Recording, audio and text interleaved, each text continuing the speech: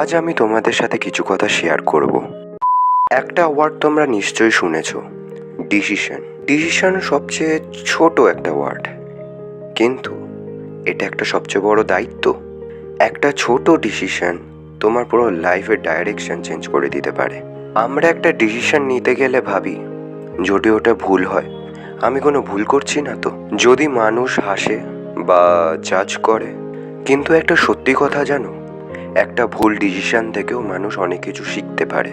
আমার লাইফে কিছু ডিসিশন আমাকে যেরকম ভেঙে দিয়েছিল, আবার কিছু ডিসিশন আমাকে আবার গড়েছিল। আমি জানি সব ডিসিশন ঠিক হতে পারে না, কিন্তু এই ডিসিশনগুলো নেওয়ার দরকার ছিল। আমি এটাও জানি ডিসিশন মানে একটা রিস্ক, কিন্তু ডিসিশন মানে নিজের উপর একটা আস্থা।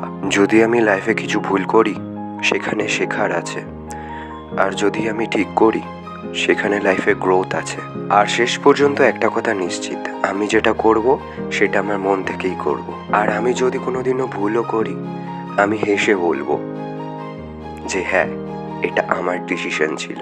কারণ একটা কথা সব সময় মনে রাখবে, নিজের ডিসিশনে দায়িত্ব যে নেয় সেই মানুষ নিজের লাইফেরই মালিক হয়। Good bye.